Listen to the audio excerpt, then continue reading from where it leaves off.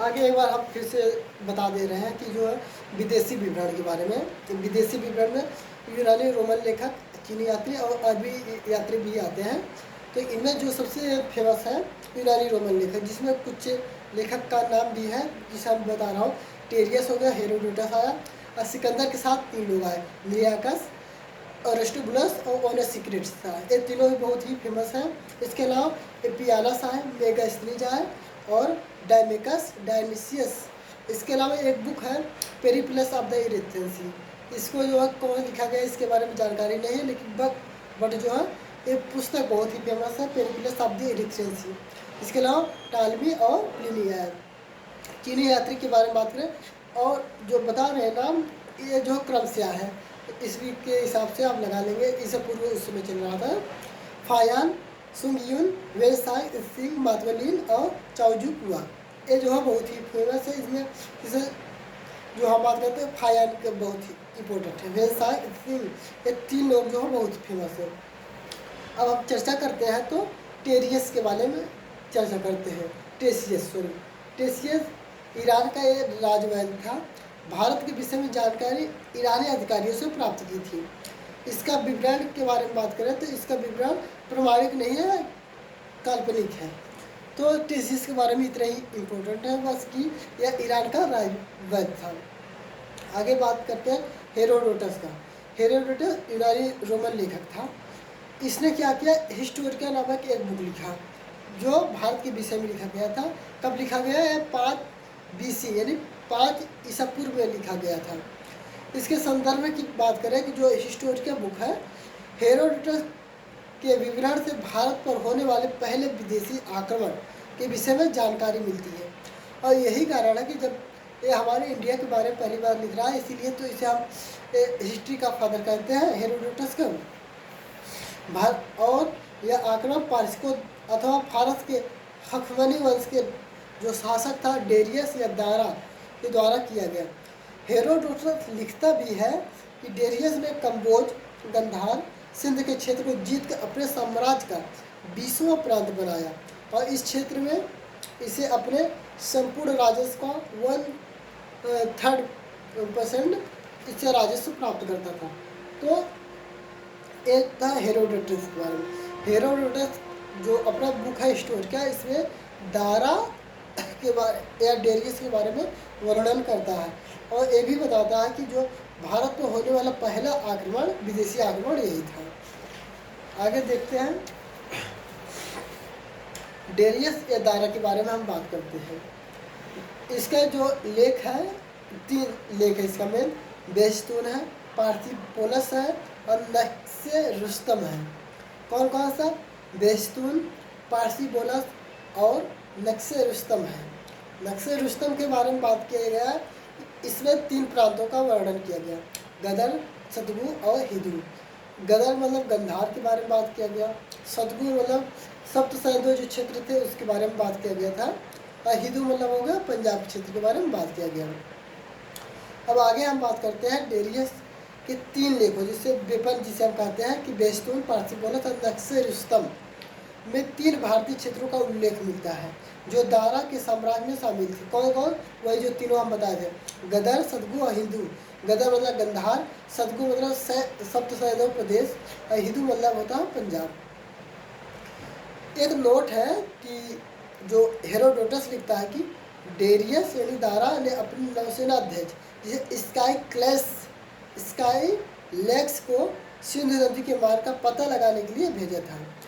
इसके अलावा सिकंदर के साथ आने वाले यूनानी लेखक निरियाकस, ओनेसिक्रिटस और अरिस्टोबुलस, इन लेखकों का जो विवरण है अधिक प्रमाणित माना जाता है, क्योंकि इनके लेखन का उद्देश्य अपने देश के लोगों का भारतवासियों के विषय में बताना था। अब एक दूसरे जो एपियानस के बारे में हम बात करते हैं। ये जो है एक संधि की चर्चा करता है चंद्रगुप्त मौर्य और जो है सेल्यूकस निकेटर के बारे में, और शर्त जो रखा गया है उसका प्रमाण कौन था? मेगास्थनीज, ठीक है। और डायमेकस की बात करें तो ये सीरिया का जो शासक था उसके राजदूत था। राजा कौन था? Antiochus there.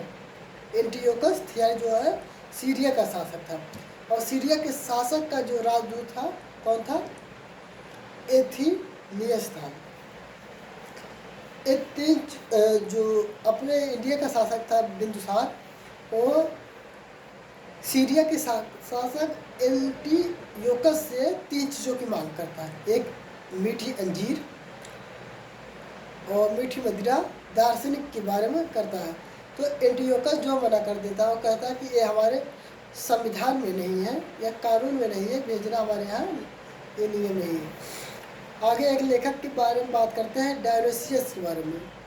ये जो है मिस्र के शासक टालमी फिलोडेल्फस था और उसका राजदूत था। एक बिंदुसार के दरबार में आया तो पूछ लिया जाता है कि बिंदुसार के दरबार में कौन आया था? तो डायोनिसियस आया था। अब एक बहुत ही फेमस प्लिनी के बारे में आप जानते हैं, नाम सुने होंगे। तो प्लिनी के एक बुक है नेचुरल हिस्ट्री।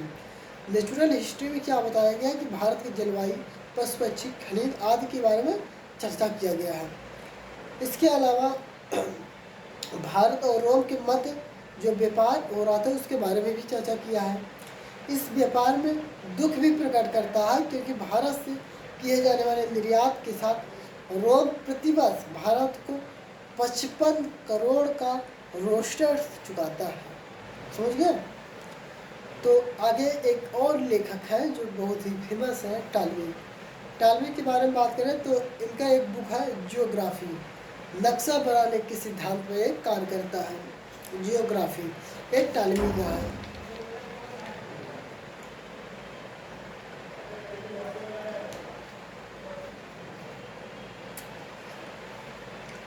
आगे हम बात करते हैं पेरिप्लस ऑफ द ओरिथ्रेंसी। ये जो 80 ईस्वी के आसपास लिखी गई थी और इसके लेखक जो अज्ञात हैं। इसमें 24 भारतीय बंदरगाहों की चर्चा की गई है। कितनी? 24 भारतीय बंदरगाहों की चर्चा की गई है। यहीं पे रख दें। अब जो पेरिप्लस ऑफ द ओरिथ्रेंसी, इसमें कहा गया है आयातित और निर्यातित वस्तुओं की भी जानकारी मिलती है। दिशा सूचक कौओं का प्रयोग होता है, ये इसमें बताया गया है बुक में। अगला दिशा सूचक कौओं के विकास के विषय में जानकारी बबेरू जातक में मिलता है। जातक कथाएं क्या होती हैं? जातक कथाएं वो सभी जो बौद्ध धर्म के पहले की बारे में चर्चा की है, तो जातक कथाएं लोग कहते हैं। चीनी यात्री का नाम बताए थे, बताओ फटाफट। चीनी यात्री फायान, सुंगयुन, वेनसांग और मातवालिन चाओजू हुआ। फिर से इनका क्रम ध्यान से देना। फायान, सुंगयुन, वेनसांग, इत्सिंग, मातवालिन और चाओजू हुआ। वेनसांग जनजाति दोनों बंदी बना लिया था, इसके बारे में कहा गया। अच्छा, इन लोगों को भारत आने का उद्देश्य क्या था?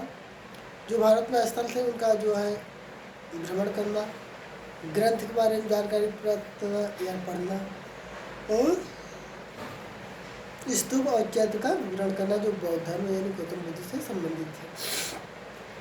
फायान बहुत ही महत्वपूर्ण।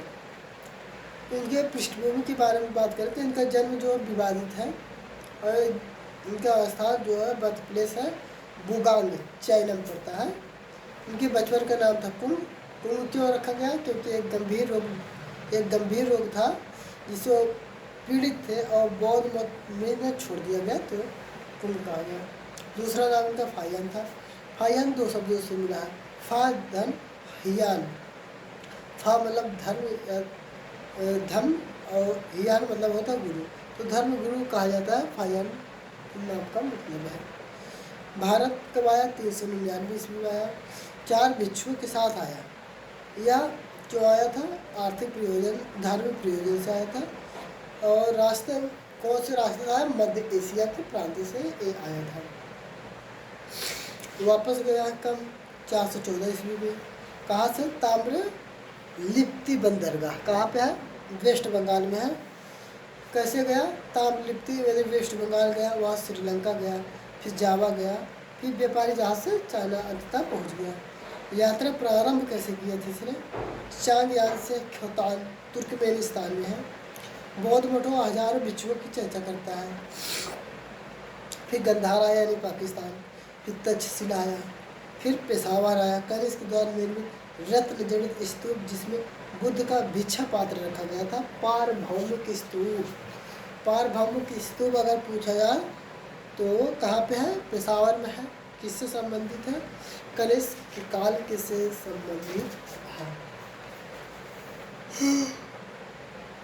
आगे बात करें तो नागरहाल। नागरहाल कहाँ है? अफगानिस्तान और पाकिस्तान की सीमा पे है। यहाँ पर इसने दंत पैगोड़ा देखा था। मथुरा आया। मथुरा को क्या कहता है? मतावले। मथुरा को क्या देता है? मतावले नाम देता है। मेगास्थिन मथुरा को मिथुरा कहता है। यहाँ के सात्विक जीवन शैली की प्रशंसा भी करता है। संखिसा फर्रुखाबाद की चर्चा करता है। जैन और बौद्ध के बीच जमीन का विवाद था, ये बारे में चर्चा करता है।